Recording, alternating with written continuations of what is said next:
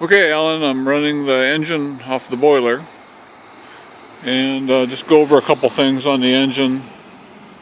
These single-cylinder engines start best if the crank is sitting about like that. There are grease points here. You just screw that in. There's a grease point here, and on the bearings, of course. And I've greased them. Everything looks good. The battery is fully charged, so I can't really get anything out of it to out of the alternator to charge. But it's 12.7. I don't know if you can see that or not. But I'm sure the alternator is charging. So before you run, oh, there's another thing. I have a temporary exhaust pipe on here too, so I'm going to take that off. You'll need to run this exhaust pipe up to the boiler, up to the stack of the boiler. The oiler, I need to put an oiler on it, of course, so there you go there. It's got a nickel in here where the water sight glass was, which you can't even see anyway, so I know that was broken on this one. It froze. And all I do is turn one valve on about a quarter of a turn. That's all it really needs. This side is on over here. And of course you're going to need steam oil, and I'll help you with that too. Let's see, so it runs real smooth, belt's adjustable there. And before you fire the engine up for the first time, you always want to have the petcocks open to let the water out of the cylinder. Up here, top of the cylinder, and the bottom of the cylinder. So I guess that's about it. I'll just turn on the steam here a little bit, just a little bit, does it?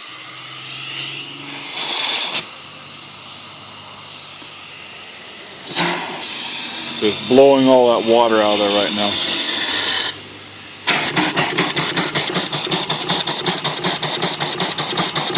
Okay, so then you can close them off once you get it running.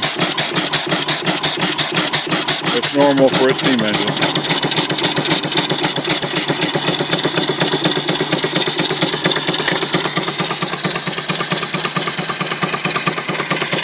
And if this battery was low, it would be charging.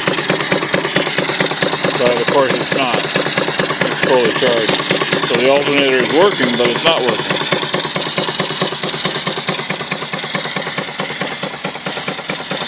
And I just have a temporary hose on it here. You'll need to plumb it in permanently with a valve like this on it, half-inch valve. Doesn't have to be anything special, steam valve or just a water gate valve or ball valve. It's kind of rocking around here on my stand, so I can't run it much faster than it is.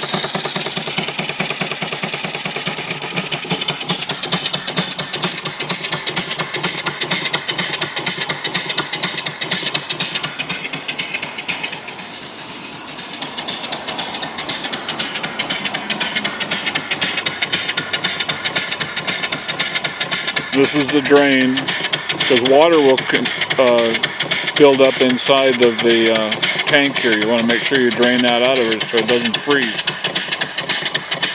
There are other oil points too, like right here on the eccentric. Oil point there, and then these oil points up in here, the brass part moving up and down. The cross-slide guides need oiling occasionally. That's not really fast enough to charge. You gotta have more RPM than that to start charging. That alternator's gotta be running at about 800, 900 RPM, maybe 1,000 RPM. But the engine only needs to turn at about 250.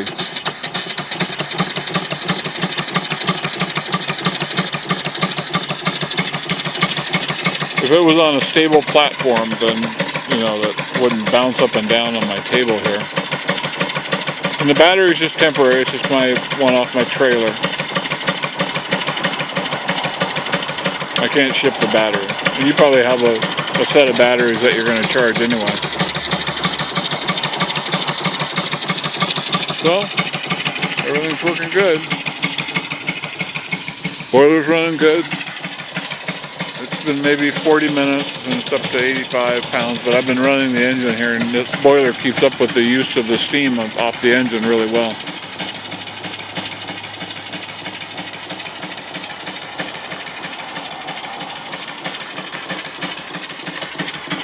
You saw the pump working before, I think. So that works good.